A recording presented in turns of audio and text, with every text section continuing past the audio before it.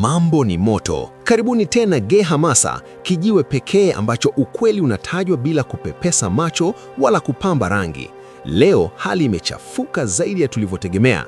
Jemo amefanya uamuzi ulioacha wengi midomo wazi na mioyo ikidunda kwa kasi. Ameamua kujisalimisha polisi. Lakini je, huku ni uungwana wa kweli au ni kujitafutia laana ya maisha? Wakati huo huo, harufu ya mamilioni ya fedha inaanza kutumika kama chambo cha kununua uhuru na kuziba mdomo wa sheria. Kaa tayari, kwa sababu dakika hizi chache zitakuonesha jinsi undugu unavyoingia dosari na jinsi pesa inavyojaribu kupambana na haki. Twende kazi. Tunaanza pale Jemo anapofanya uamuzi mgumu ulioshitua ukoo mzima.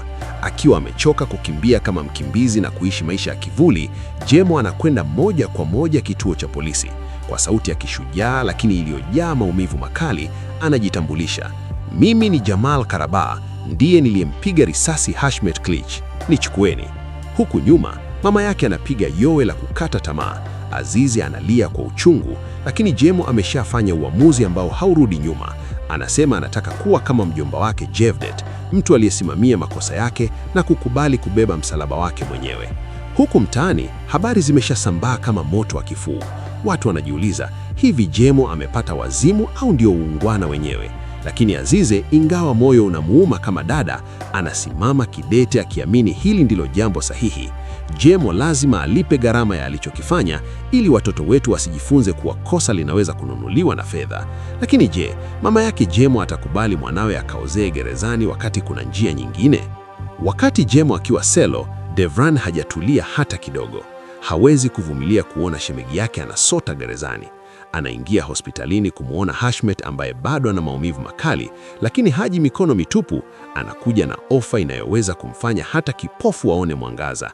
Devran anamwambia Hashmet wazi wazi, ondoa malalamiko yako dhidi ya Jemo na kesho asubuhi milioni 10 zitakuwa mbele ya macho yako. Hapa ndipo tunaona rangi halisi za binadamu.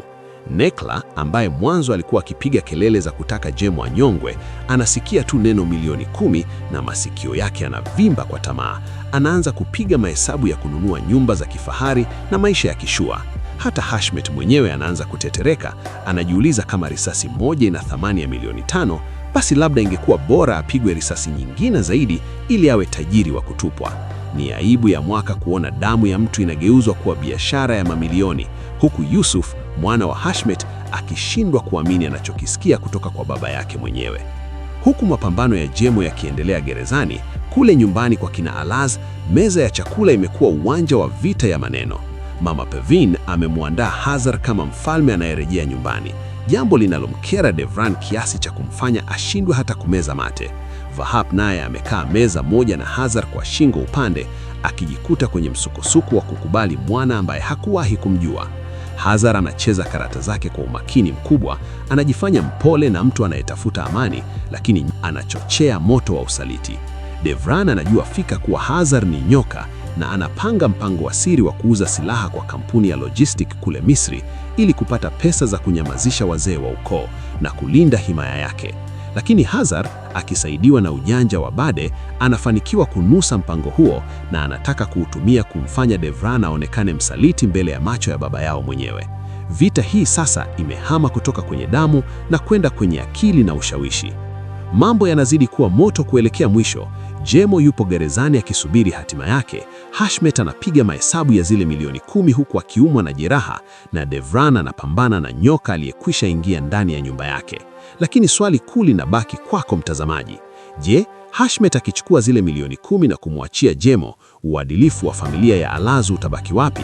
Azize ataweza kweli kuendelea kumpenda Devran wakati anajua anatumia pesa kununua haki na kupindusha sheria?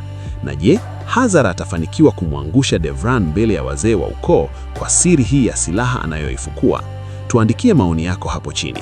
Je, unakubaliana na Azize kwamba Jemo afungwe ili ajifunze, au unamuunga mkono Devran kutumia milioni 10 kumuokoa shemegi yake? Andika haki au milioni kwenye sehemu ya maoni. Usisahau kugonga like, kusubscribe na kuwasha kengele, maana sehemu inayofuata itakuwa ni mlipuko wa siri hazijawahi kutegemewa. Hapa ni Gehamasa, tunachoma penye uozo na kuweka ukweli hadharani.